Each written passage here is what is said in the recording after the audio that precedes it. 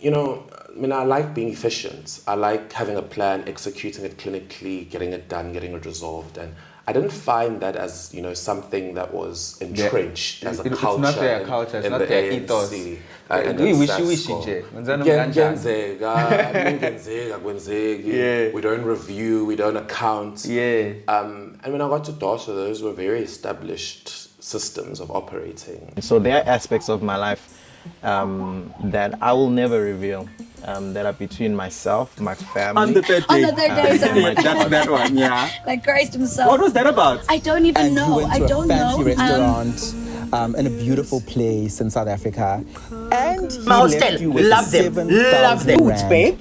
He's not circumcised. I mean, not just from Mabafundis and all of that. I mean, I heard the audible voice of God. It wasn't a decision. It wasn't just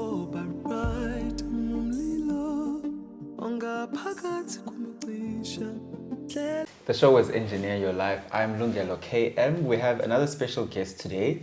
Sengingaqala nikhulume-ke nithi sikapturishiwe, because I don't know if by the time you see this, you would have seen another conversation that I've had with somebody else. But anyway, captured or not captured, we have conversations with people who are willing to have conversations with us, and that is very, very important. And we use the platform not just for entertainment, but now we're educating in a political manner, because we're close to the elections, I think, yes, 2024.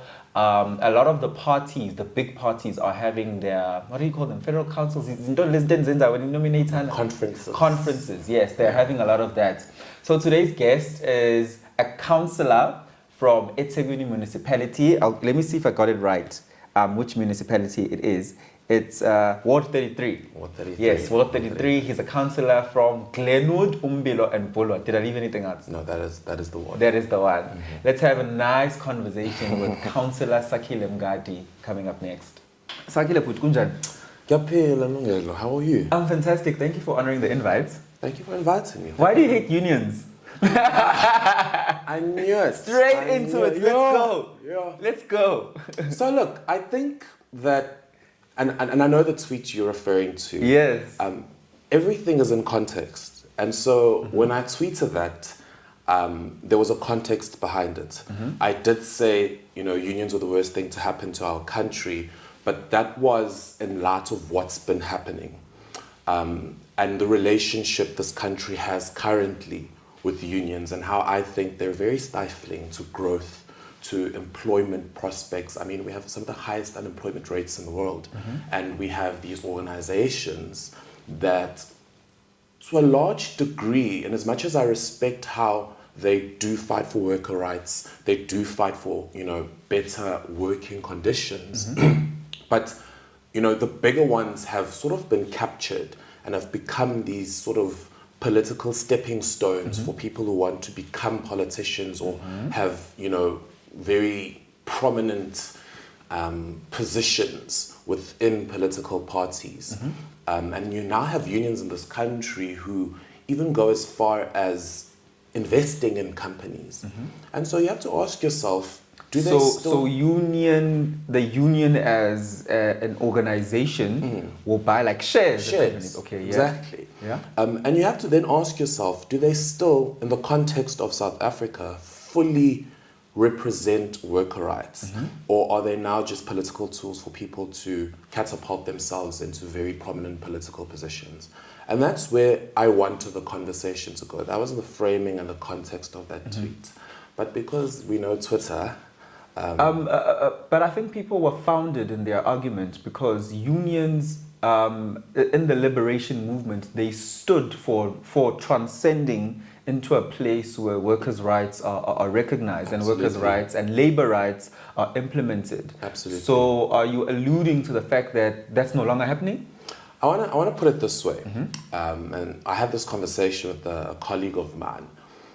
We enter into a relationship, things are good, there are promises made, yes, and it's very nice for a very long time. Yeah. But then something changes. In fact, you become abusive, and in as much as initially, we were good and we were in good terms, and we stood for something good, relationships change. And I don't know why people think that because the initial contribution of the unions in the country was positive and created positive change, that in time that can't change, and that we need to be beholden to the idea of unions in this country as entities that are still doing good, which, look, some of them are, but the vast majority aren't, and that's the reality of the situation. The vast majority are actually exploitative. People pay high premiums of membership but don't get the value for money from their representatives. And that's where I wanted the conversation to go, to say, let's have an honest assessment and discussion of how unions have changed and how, in the context of South Africa in 2022, you know, it's worth reconsidering if unions really are the best alternative to represent workers and worker rights in workspaces. But personally, I hear you, but to the person watching or listening, they want an example, because they're paying a membership fee, I don't know, of 120, or I don't know what unions cost nowadays per member, but they're paying a membership fee, they're getting their funeral cover, they have a shop steward who fights for them when the employer is being weird. They get to say, we don't want 5%, we want 7%, and many times they do get it. So, Sakhile, give me an example of a union that is failing to do that, because in most cases, I'm hearing unions get what they want from employers. But let's look at it in the context of how discussions take place. Workers get those increases, but down the line, there are retrenchments. There are industries that now can't afford the fee associated with having those workers. Edcon is a good example of this, where, you know, workers there throughout Edgar's, the different chains, embarked on protest action. Unions fought for their workers. There was an increase in that was then deliberated on and given.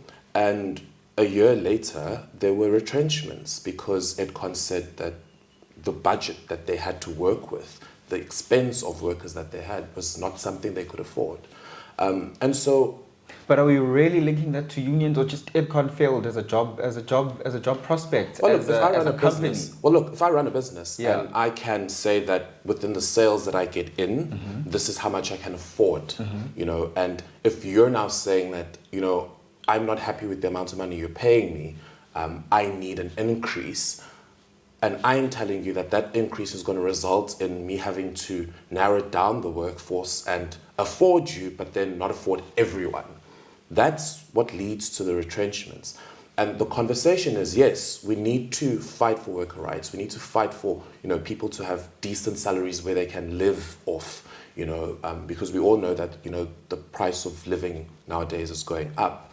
But we also need to be mindful of the sort of extra effects, or the macro effects of that. Yeah. And outside of that, a union like COSATU, can we honestly say, actively today, even within that top 6, has the interests of, you know, their workers in When mind? you say top 6, you say top 6 of the union, Of the not union. necessarily of the ANC. No, not of the ANC, of the union, Yeah. or Ivan Jim and the likes. Yeah. Do they have the interests of basic workers in mind, or are they using their proximity to the ANC to then catapult their own political careers?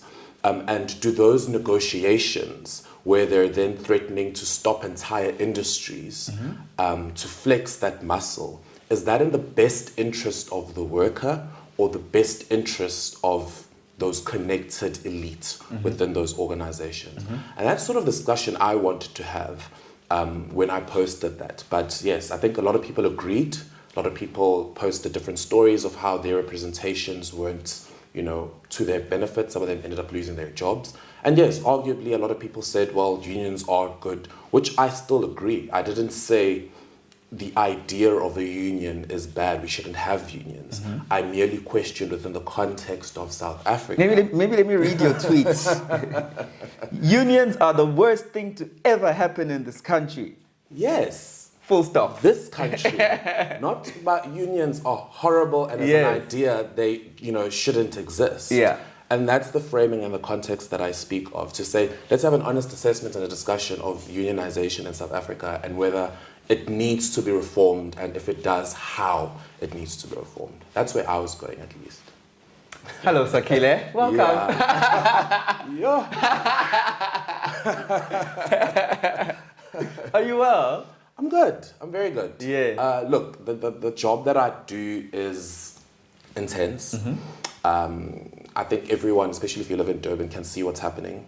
And as a direct representative of government and as public representative in local government where people look to you, they access government through you, it's intense. So you get tired, you get your days where you're just like, oh, you know what? Leave me alone. I don't care that the alone. lights are off. Exactly. But, you know, you have to soldier on. You need to have a thick skin when you're in politics. So, I'm good. I'm good. Why the DA? Why not the DA?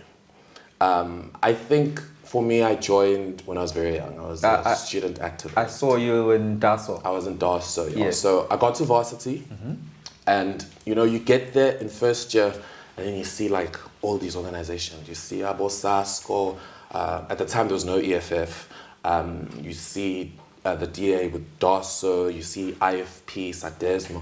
You see all these organizations, and then you start going and trying to have conversations.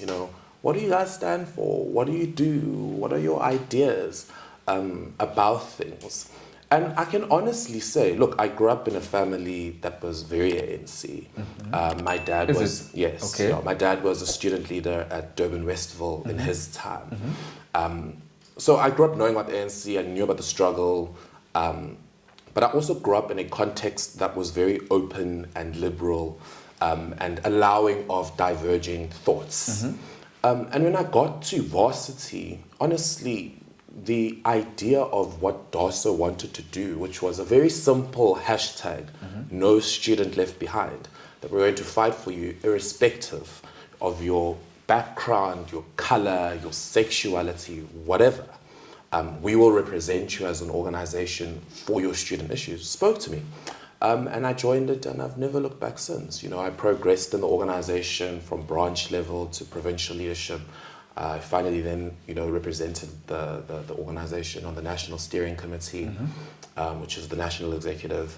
And that sort of catapulted my career also within politics. Were you intentionally pursuing a political career? I wasn't. I was actually studying. I left home to go study architecture. But I also, like I said, I come from a humble background.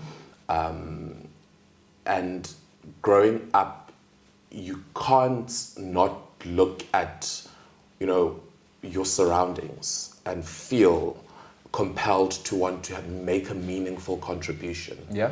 And so, look, you go to school, you study, but every day you have this thing of saying, you know what, things aren't right. Maybe I can contribute. Maybe I can make meaningful change. And maybe I can enter a space where I'm not just complaining or just speaking about these things. I'm actively doing something about them. I get you. And you get to varsity, you realize that the system is weird. Students aren't getting allowances, students are hungry, there are academic exclusions. And, in as much as I don't come from, privilege, but I was able to get support where other students weren't. And I thought that wasn't fair. And I thought I wanted to do something about that and make an active contribution. And I think the political space allows you to do that. You interact with political power, you interact with decision makers, you're able to influence them and make meaningful change. When a student comes to you and says, Uyazi, I was actually packing my bags because the landlord was like, get out, you haven't paid, my school fees weren't paid and I was about to give up, but you argued something for me somewhere in an office and things changed and now I can graduate. But Dad is here and he's emulated a life of service through the ANC. Why can't you identify with the ANC as well as you start your political career? Because I think, like I said, when you interact with political power and different organizations and their different ways of thinking, their different organizational cultures, I'm my own person outside of what my parents did. and my dad's contributions and his thinking and his ideas. And I think because I'm my own person, and also I was given the freedom to think. You know, I wasn't told about, hey, we're ANC and you can't think differently. I think that in and of itself allowed me to be curious, and in my curiosity of different political spectrums, I found my own identity and what I relate to the most, which was the Democratic Alliance, and how they went about their way of helping students, and even within the organization, the culture that exists, how people identify with each other. And yeah, it was a place I identified with and I felt safe in. Student politics intrigues me because you say the DA said hashtag no student left behind.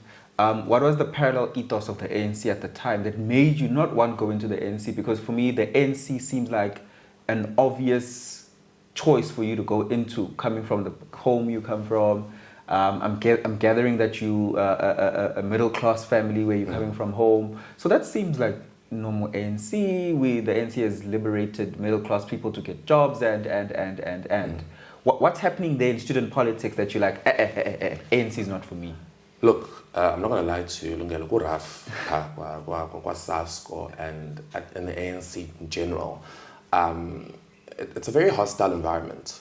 It's a very hardened space. You know, when I first got there and I was like, I went to a branch meeting and I got to that one branch meeting and look, Mina, I went to Pearson in Port Elizabeth.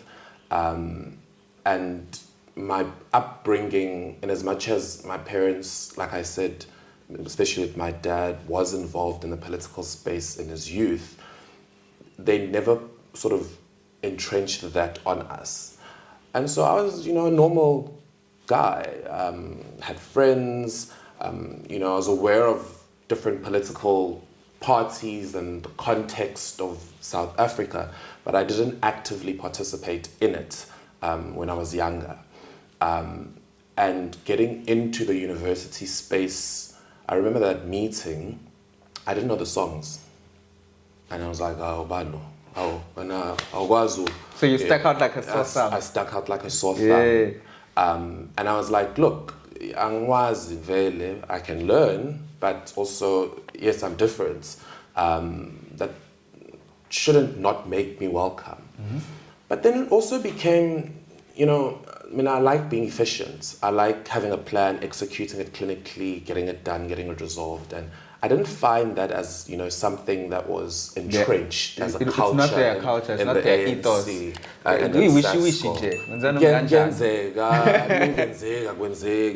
We don't review, we don't account. And when I got to DOSA, those were very established systems of operating. You had a plan of action. We reflected if we didn't achieve something. We reviewed, we planned. And that's why when I got to NMNU at the time, we won the SRC elections there. And there was just this, you know, ethos of success after that. So, yeah, I think that I related with the ideologies, the thinkings, you know, the idea of liberalism, what they wanted to achieve within the university spaces for students. Like I said, no student left behind, welcoming of everyone, irrespective of the fact that, you know, I largely grew up in Humewood and I went to Pearson and I didn't know the struggle songs at the time. It was fine. You can contribute. You can help us make this change. You can help us with no student left behind. I mean, that's sort of how it came about.